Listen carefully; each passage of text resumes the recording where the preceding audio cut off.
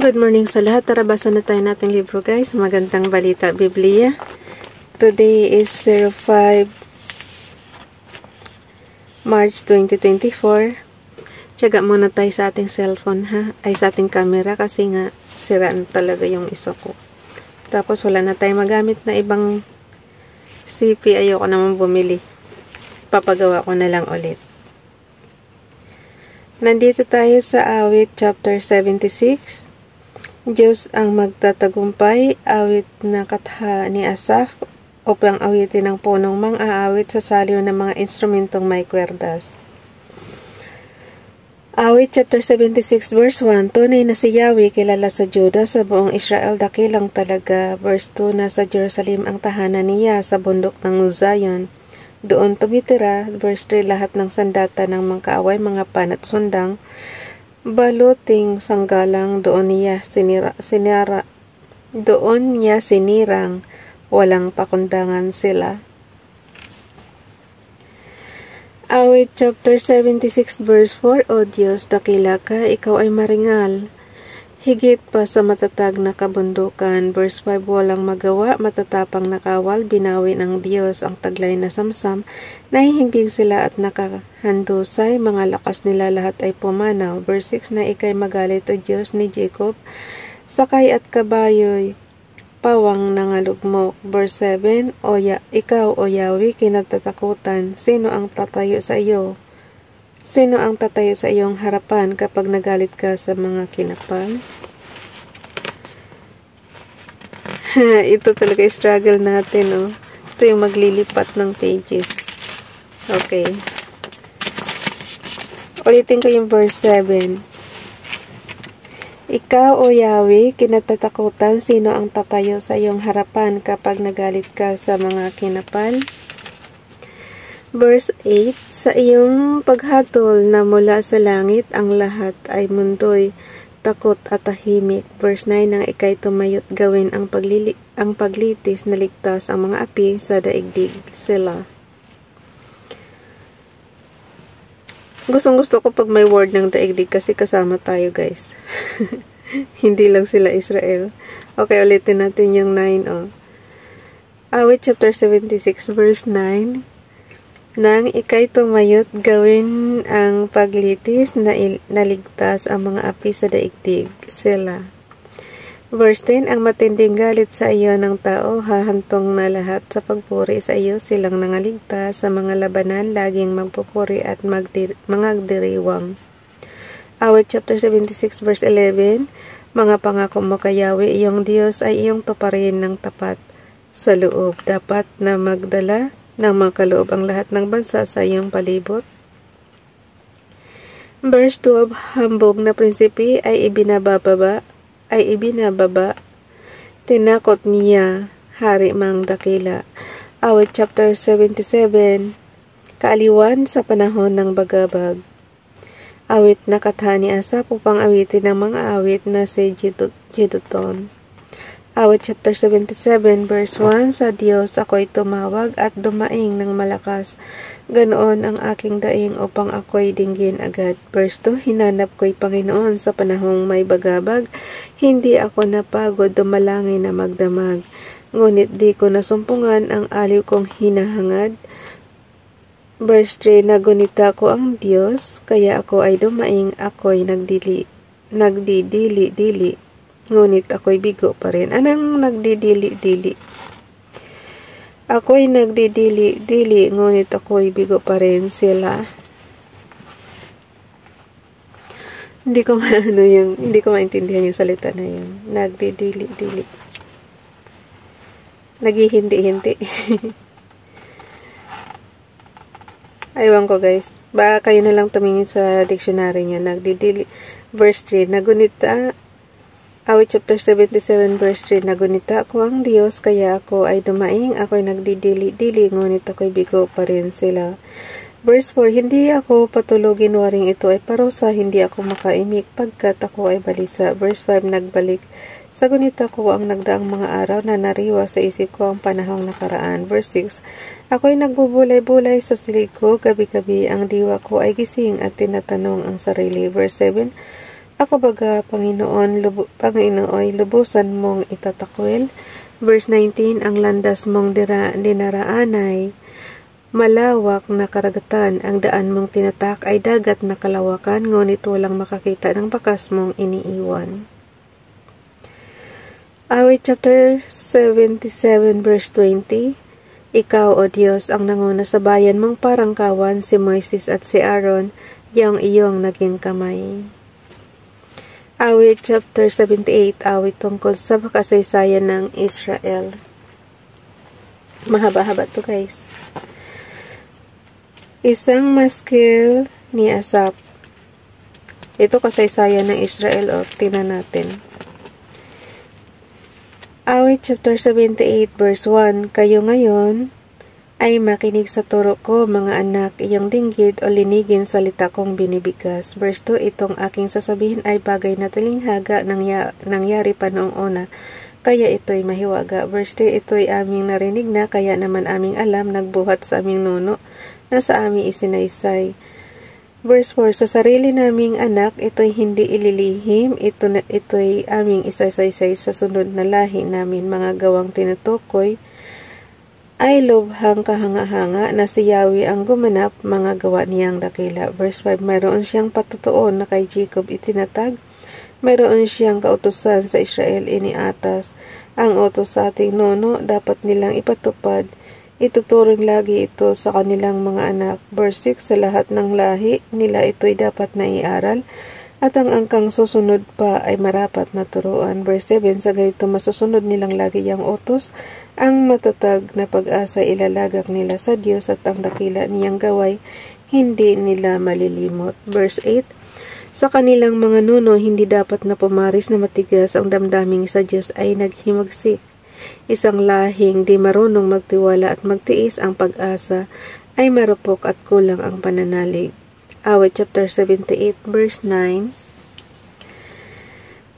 tulad ng Ephraimita, mga pana ang sandata, sa panahon ng laban ay nagsitakas pa rin sila. Hindi na uso ngayon ang guys, naku, pag nagigera, hindi na ganyan pana ang gamit. High-tech na tayo ngayon. Verse 9, tulad ng Ephraimita, mga pana ng sandata, sa panahon ng laban ay nagsitakas pa rin sila. Verse 10, ang tipan sa Panginoon ay hindi nila sinusunod, hindi sila lumalakad ng ayon sa mga utos. Verse 11, nakalimutan na nila ang lahat ng kabutihan, mga gawa ng ating Diyos na kanilang hinangaan. Verse 12, ang lahat ng gawang ito'y noong unay nasaksihan ang nangyari sa Ehipto, sa lupain nitong Zoan. Verse 13, hinawi ni Yaya ang dagat, doon sila pinaraan, ang tubig sa magkabilang pader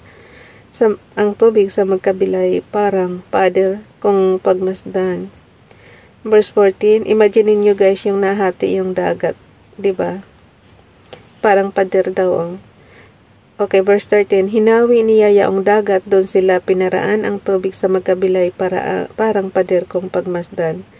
Verse 14, kapag araw sa paglakad, naging gabay nila'y ulap, at kung gabi naman, tanglaw na ay apoy na maliwanag.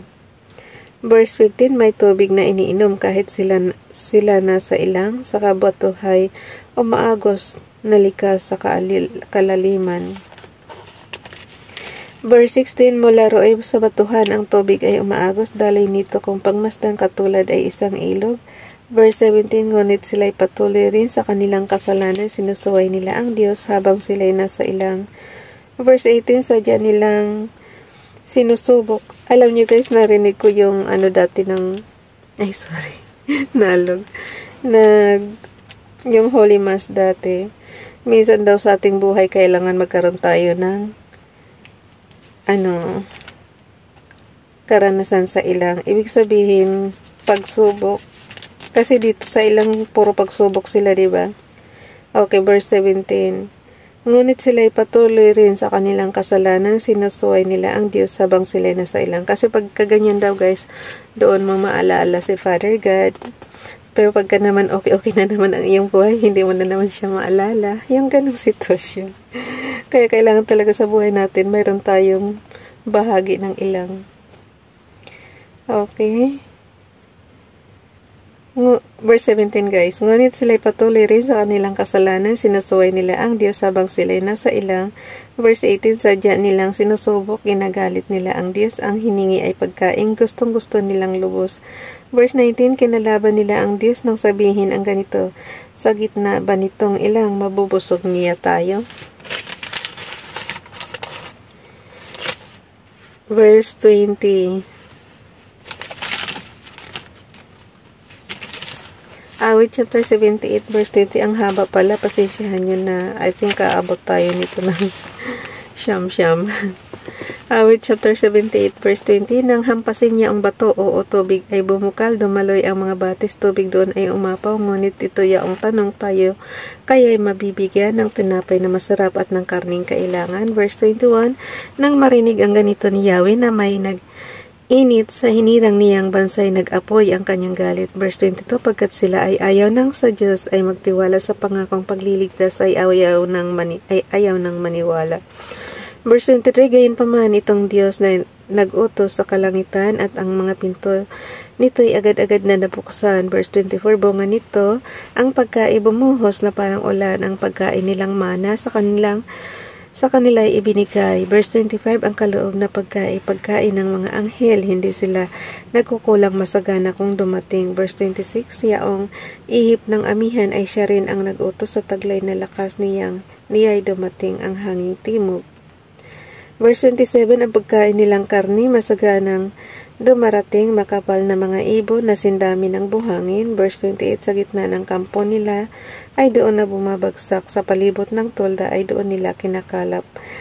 Verse 29, kinakain nila ito, nasisiyahan silang lahat, binibigyan sila ng Diyos ng pagkaing hinahangad. Verse 30, ngunit habang kinakain ang pagkaing idinulot at hindi pa tumitigil pagkat di pa nabubusog. Verse 31, pagkagalit sa nangyari, ipinakita ng Diyos sa kanilang kabataan, parusa niya ibinuhos ang mga malalakas at mga magagaling buhay nila'y tinapos. Verse 32, sa ganitong gawa ng Diyos, sunod-sunod na himala, ganti nila ay paglabag, hindi pa rin naniniwala.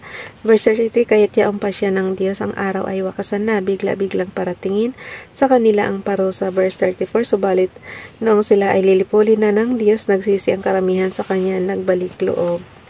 Ang alam ko, ang nakarating lang sa lupang pangako, yung pangkat lang ni Joshua, si Moises, tsaka si Aaron, na ano rin yan namatay rin kasi hindi nagtiwala. Alam niyong may humingi ng tubig, diba? So, parang hindi nagtiwala noon sila Aaron, kaya si Moises, kaya parang, yung mga tao, kaya pati si Moises hindi nasama.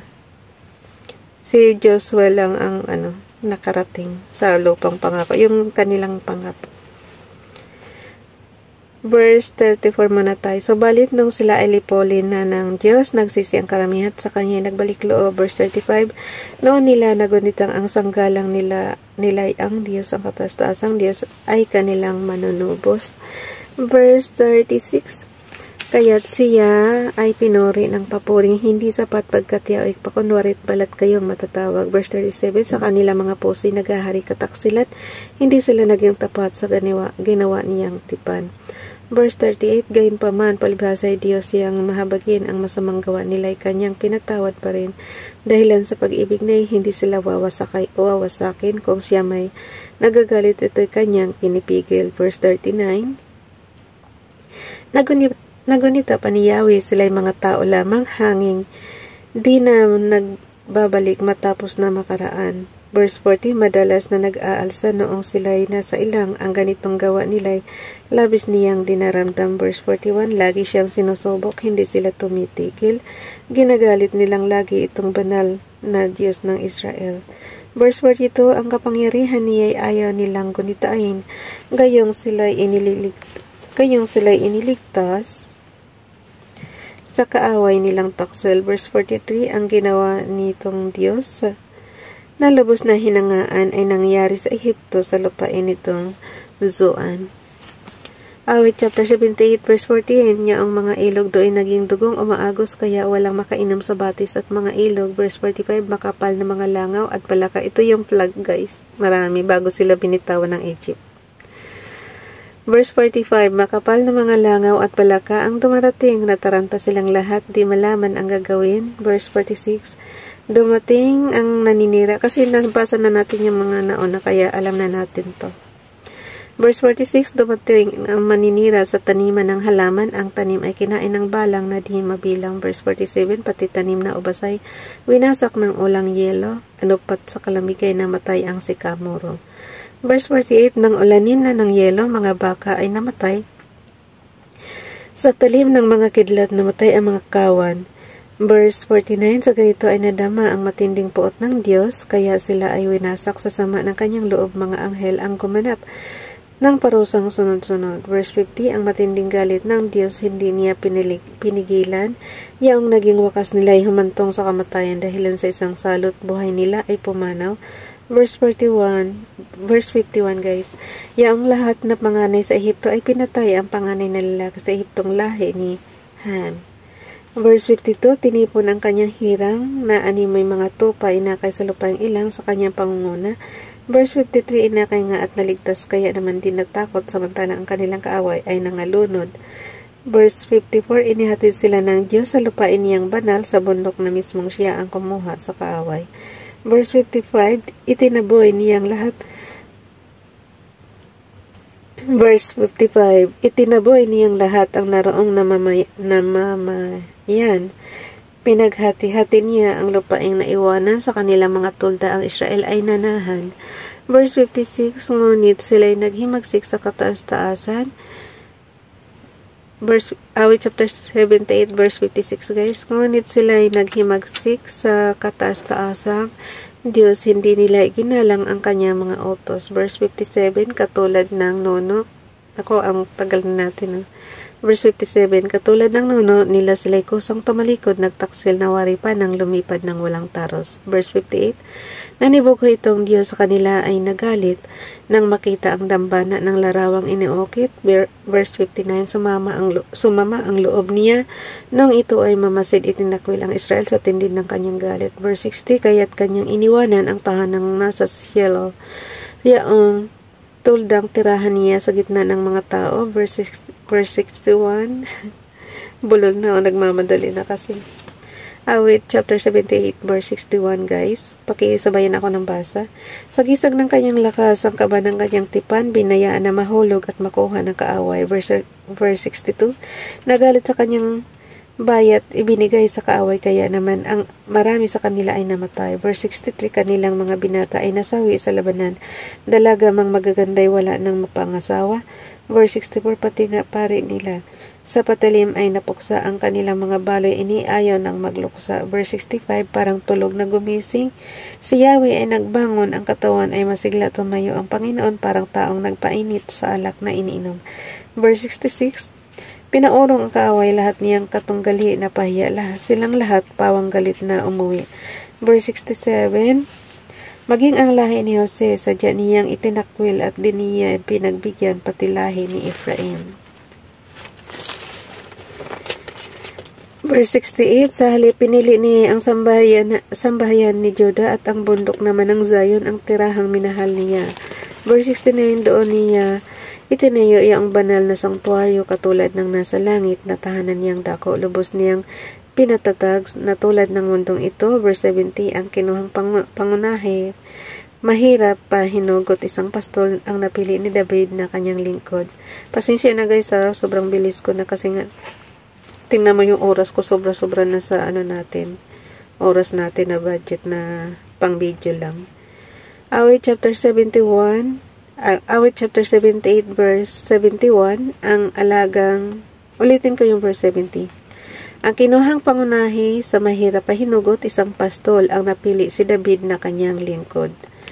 Awit chapter 78 verse 71, ang alagang dati nito ay kawan ng mga hayop na maghari sa Israel nanguna sa bayan ng Diyos. Awit chapter 78 verse 72, matuwid na namahala na malakad na mahusay, lubos silang kinalinga sa tulong niya at patnubay. Akala ko matutumbasan yung yung chapter 78 tapos magiging hanggang verse 78 din, mabuti nila hanggang 72 nilang.